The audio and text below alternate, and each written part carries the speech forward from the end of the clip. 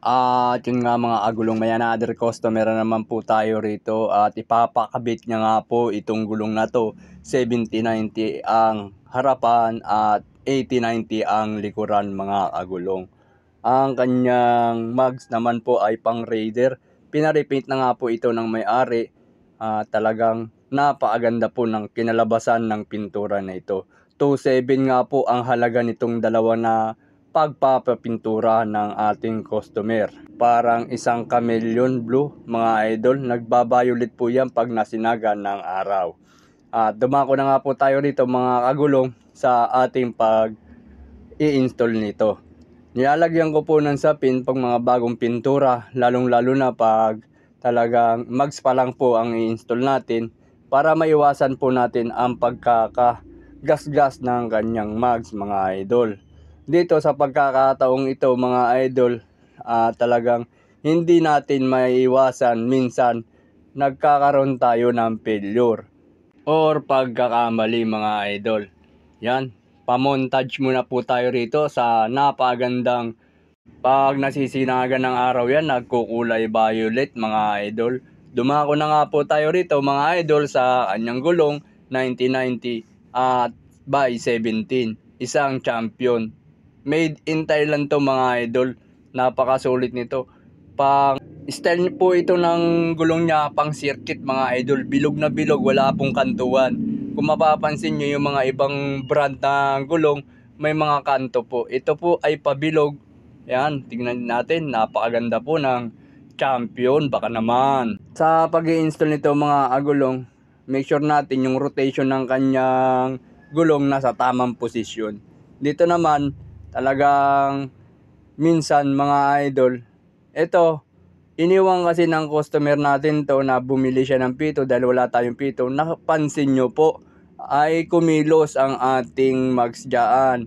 Kung walang sapin yan mga idol, sure puro gasgas ang mangyayari sa mags ng ating customer. Buti na lang nagkaroon po tayo ng sapin sa ilalim. Napaka importante rin pala talaga ng sapin nito sa ilalim, ano mga idol. Kung walang sapin yan mga idol, sure talaga mag-aabono tayo sa pintura niyan. Umalis po kasi ang ating customer, matagal bumalik dahil humanap po siya ng gusto niyang pito na ilagay sa kanyang mags. Kaya yung hangin tinanggal ko muna at nakalimutan ko.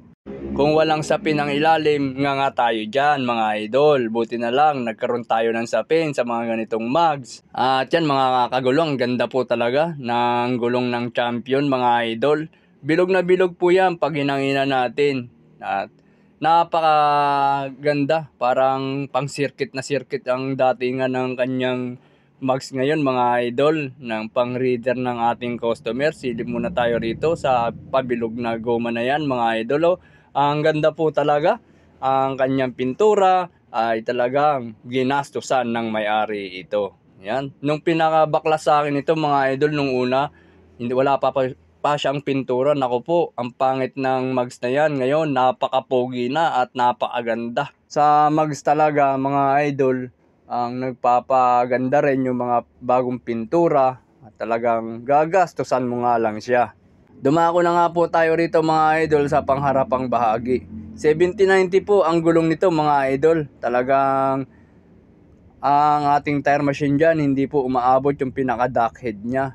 Yan, si Champion, 7090. Pag mga ganitong mga gulong mga idol, talagang pambangkingan ito. Ito talaga ang maganda sa bangkingan mga idol.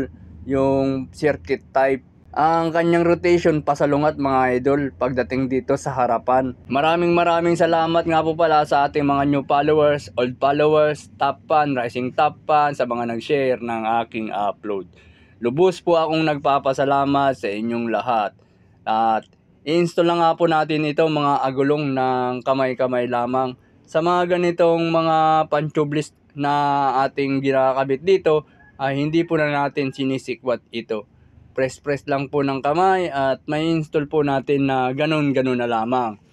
I-try nyo mga agulong, malambot lang po yan. At dito dumako naman po tayo dito sa kabilang side, ganun din. Ang kailangan mo lang naman po rito, mapasenter ang mga labi ng mga gulong na to sa kanyang kanal sa pinakagitna ng mags. At i-press po lang natin yan unti-unti na po natin may install yan sa pamamagitan lamang ng pag-press natin. Yan mga idol, maraming gumagawa po nito, hindi lang naman ako. Sa mga bago, kung wala ka pang tire machine, ay talaga naman gawin mo na ito na hindi sinisikwat ang mga tubeless na gulong. Talagang matutuwa si customer dahil legit mong hindi nagasgasan ang pintura ng ating customer sa pamamagitan lamang ng pag-press natin dyan mga agulong. At yan, tanggalin muna natin yung sapin para makita natin ang kapugian ng mugs na ito mga idol. Maraming salamat po sa mga viewers, sa mga nag-comment, sa mga nag-like, sa mga nag-share ng aking upload. Kita-kits po tayo sa next upload mga kagulong. Hanggang dito na lang.